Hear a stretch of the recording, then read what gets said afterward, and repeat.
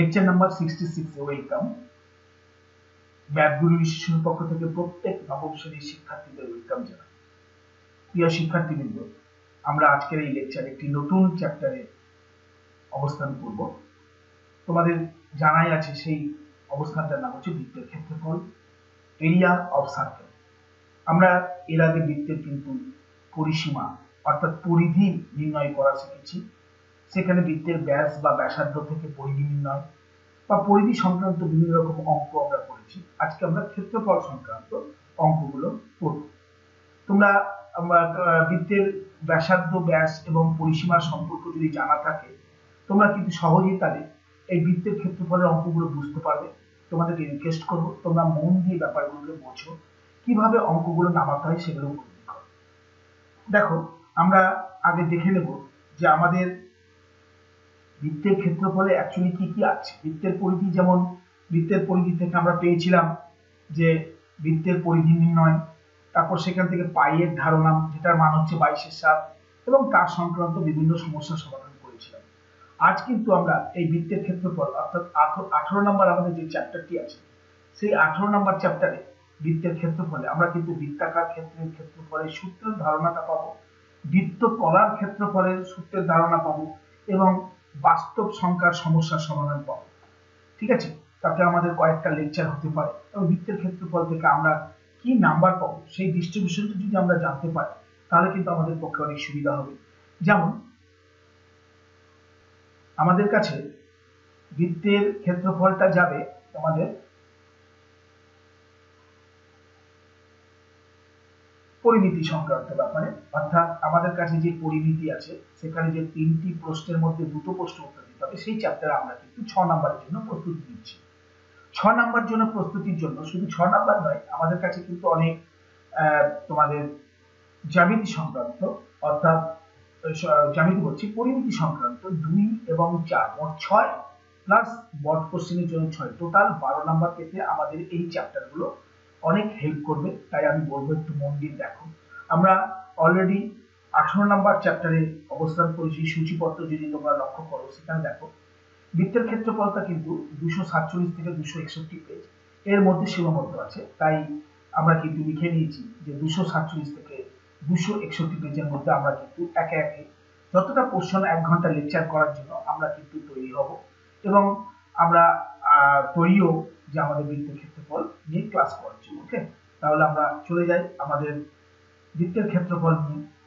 আমরা পরপর দেখি কি কি দেওয়া আছে, সেই প্রশ্নগুলো একটু বুঝে নিই, তাহলে আমাদের ক্ষেত্রফলের ফর্মুলা করতে সুবিধা হবে। যেমন এখানে একটা জিনিস বলেছে, দেখো ভালো করে, যে আমরা দৌড় প্রতিযোগিতার জন্য রবীন্দ্রনগরের বড় মাঠে অনেকগুলো একক কেন্দ্রীয় বৃত্তাকার পথ তৈরি করেছি। একক কেন্দ্রীয় বৃত্তাকার বলতে গেলে তোমাদেরকে যেটা জানতে হবে যে একটাই কেন্দ্র কিন্তু অনেক রকমের বৃত্ত, অর্থাৎ খেলার মাঠে যেটা আমরা দেখতে পাই যে একটা নির্দিষ্ট বিন্দু থাকে কিন্তু ট্র্যাক অনেকগুলো থাকে, এগুলোকে ট্র্যাক বলে।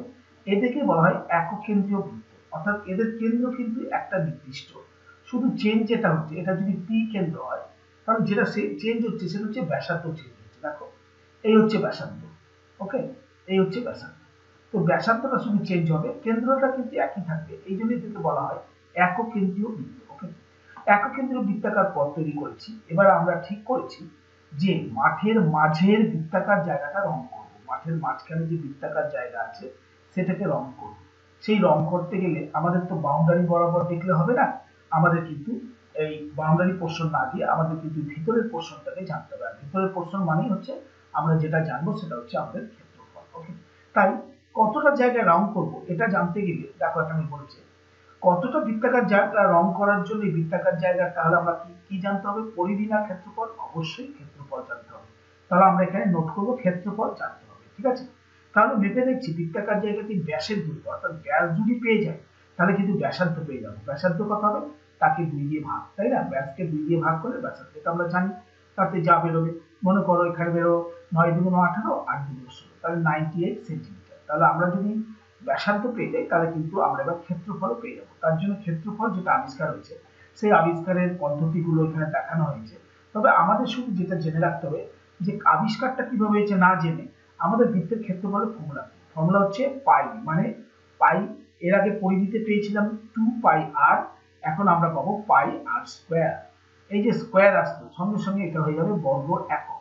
একমাত্র ক্ষেত্রফলেই একক হয় বর্গ একক। বাকি বলো আর, 2r অর্থাৎ ব্যাস, ব্যাসার্ধ এবং পরিধি যে ক্ষেত্রেই বলো না কেন সেক্ষেত্রে সব ক্ষেত্রে হবে একক, অর্থাৎ 5 সেন্টিমিটার, 5 মিটার, এই কিলোমিটার এগুলো হচ্ছে একক। আর যখনই মিটার স্কোয়ার অর্থাৎ বর্গ মিটার তখনই হয়ে যাবে ক্ষেত্রফল। ওকে, তাহলে ক্ষেত্রফলের ফর্মুলা হচ্ছে পাই ইন্টু আর এর স্কোয়ার, আর মানে ব্যাসার্ধ স্কোয়ার। যেমন 1 নম্বর কি বলছি দেখো, আমার এত সেমি দৈর্ঘ্যের ব্যাসার্ধের যে বৃত্তাকার সিমেন্ট দিয়ে বাঁধাবো, তাহলে আমরা যদি এখানে একটা পিকচার রাখতে পারি যার বলে দিয়েছে ব্যাসার্ধের দৈর্ঘ্যই বলে দিয়েছে, ব্যাসার্ধের দৈর্ঘ্যই বলে দিয়েছে, মানে আরই বলে দিয়েছে যে আর ইজ ইকুয়াল টু বলে দিয়েছে 98 সেন্টিমিটার। তাহলে যদি বলে যে তার সেই বৃত্তাকার জায়গা সিমেন্ট দিয়ে বাঁধাবো তাতে তার ক্ষেত্রফল কত হবে, তাহলে ক্ষেত্রফলের ফর্মুলা কি জানি, পাই আর স্কয়ার। ওকে, ক্ষেত্রফলের ফর্মুলা হচ্ছে পাই আর স্কয়ার। সেই আর এর জায়গায় 98 স্কয়ার লিখে দিচ্ছি। 98 স্কয়ার মানে 98 গুণ 98, আর পাই এর মান 22 তাতে যা কাটাকাটি যায়, 7 একে 7, 4 7 28। তাহলে আমাদের কাছে থাকলো কত, 22 কে প্রথমে 14 দিয়ে গুণ, তাতে যা বেরোবে তাতে হলো 4 দুগুণ 8, আবার 4 দুগুণ 8 গুণ 22। ওকে, তাতে বেরোবে 8, আর এদিক হলো 8 0 0 308। তাহলে 308ই শেষ নয়, সেখানে আবার 98 দিয়ে গুণ। তাহলে শূন্য থাকার একটা সুবিধা দেখো, 8 8 64 ডাইরেক্ট বসে দিতে পারছি, এবং আমার কাছে 3 8 24। ওকে, গুণ আমরা যদি এটাকে 9 দিয়ে করি, 8 9 72, তাহলে 3 9 27। তাহলে কত হলো, এটা 24 আছে, তাহলে 4 8 7 4 11, হাতে থাকলো 1, 7 8 9 10 0 3 0 3 0 1 8 4, অর্থাৎ 30,184 বর্গ সেমি। ওকে, তাহলে 1 নাম্বার ক্লিয়ার হয়ে গেল। একই রকম ভাবে 2 নাম্বার বলেছে যে বৃত্তের ব্যাসের দৈর্ঘ্য অর্থাৎ 2r দেওয়া আছে, 2r যদি বলা হয় 28, তার থেকে r বের করতে, তাই জন্য ব্যাসের দৈর্ঘ্য থেকে ব্যাসার্ধের দৈর্ঘ্য অর্থাৎ 14 সেন্টিমিটার হাফ দিয়ে ভাগ করে, তাহলে বলছে তার ক্ষেত্রফল। তাহলে ক্ষেত্রফল হচ্ছে পাই আর স্কয়ার, পাই মানে 22 এর 7, আর আর কত 14, তাহলে 14 স্কয়ার মানে 14 গুণ 14, তাতে কাটাকাটি করে 7 দুগুণ 14, তাহলে 22 দুগুণ 44, 44 কে 14 দিয়ে গুণ করে 611, 616। সেটা তোমরা এখানে পাশে অবশ্যই করে দেবে। উদাহরণের অঙ্কে কোনো গুণগুলো করে দেবে না, আমরা কিন্তু গুণ করে দেখে নিব যে আমাদের অঙ্কটা ঠিক আছে। যেমন 4 4 16, আর 4 4 16 1 17 আমাদের, তারপর হচ্ছে গুণ করে, তাহলে হচ্ছে 44 1 44, তাহলে এখানে হচ্ছে 6, আর এখানে হচ্ছে 7 4 11, 4 5 6, তাহলে 616, এই হচ্ছে 616। ওকে, তাহলে 2 নাম্বার ক্লিয়ার হয়ে গেল। আস্তে আস্তে আমরা প্রত্যেকটা অঙ্ক সেরে ফেলবো। 2 নাম্বার অঙ্কের পর আমরা এরপর চলে যাব 3 4, এবং এখানে যতটা 3 4টাই দেখি। 3 4 কি বলেছে দেখো, আমরা 3 4 3 এর অঙ্কটা বলছি যে বৃত্তের ব্যাসের দৈর্ঘ্য বলে দিয়েছে, তাহলে ধরলাম এই হচ্ছে সেই বৃত্ত যার ব্যাসের দৈর্ঘ্য বলে দিয়েছে, অর্থাৎ এই পোরশনটা বলে দিয়েছে, আমি ব্যাসার্ধের দৈর্ঘ্য বের করব, অর্থাৎ আর কে আগে বের করব। তাহলে লিখতে পারি যে ধরি ব্যাসার্ধ সমান, ধরি ব্যাসার্ধ সমান আর, তাহলে সুতরাং আমাদের কি বলে দিয়েছে, 2r বলে দিয়েছে, আমাদের 2r বলেছে 42 সেমি। ওকে, 42 সেমি, তাহলে আমরা লিখতে পারি r ইকুয়াল টু 21 সেমি। ওকে, এককটা তো 21 আছে, লক্ষ্য করো 21 সেমি।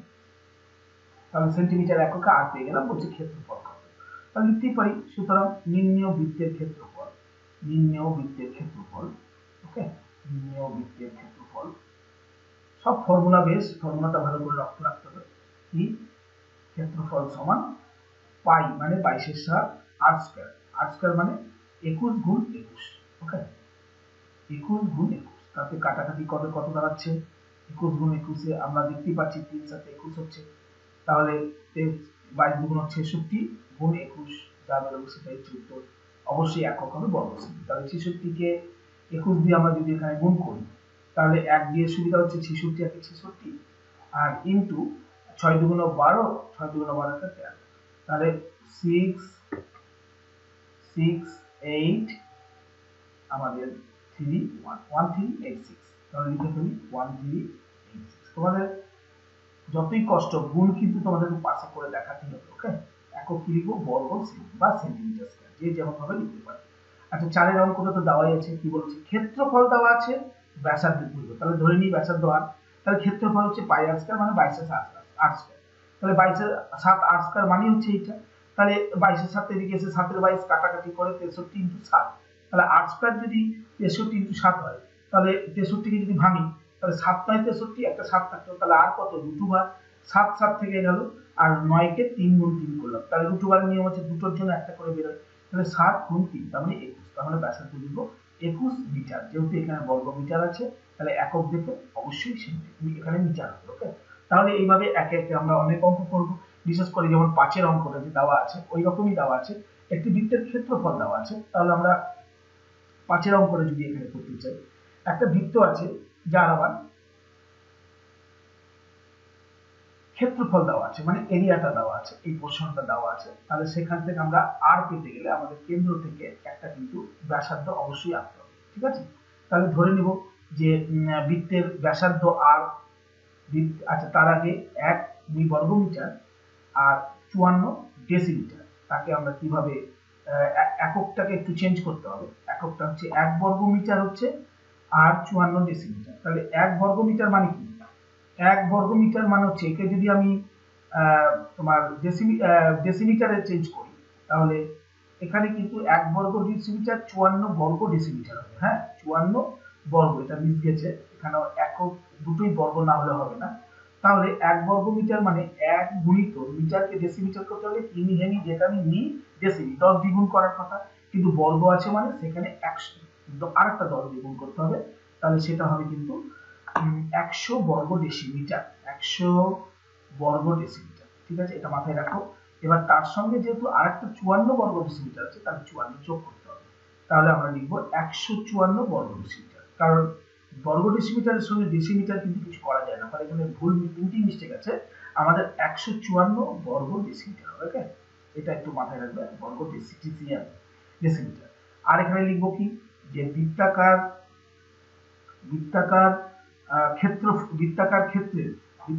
ক্ষেত্রের ব্যাসার্ধ, বৃত্তাকার ক্ষেত্রের আমরা লিখব ব্যাসার্ধ সমান, আর একক কি হবে, আর হচ্ছে ডেসিমিটার, যেহেতু ডেসিমিটার একক, তাহলে প্রশ্নানুসারে কি বলেছে, প্রশ্নানুসারে পাই মানে 22/7 একবারই করতে পারি ইনটু আর স্কয়ার মানে বর্গ ডেসিমিটার হলো into r square equal to আমাদের বলে দিয়েছে 154। ওকে, তাহলে 154 কে যদি কাটাকাটি করি তাহলে এখানে 2 দিয়ে যাবে, তাহলে আমরা এমনি করতে পারছি, দেখো যে 2 দিয়ে যদি যায় 11 দিয়ে যদি যায়, তাহলে 11 দুগুণ 22 আর 11 আর 4 44, তাহলে 2 দিয়ে কাটো 7 দুগুণ 14, তাহলে আর স্কয়ার ইকুয়াল টু যদি 7 গুণ 7 হয়, সুতরাং আর স্কয়ার ইকুয়াল টু যদি এখানে ভাগ আছে দেখো একটা 7 এর, তাহলে 7 গুণ 7 যদি হয়, তাহলে আমরা লিখতে পারি,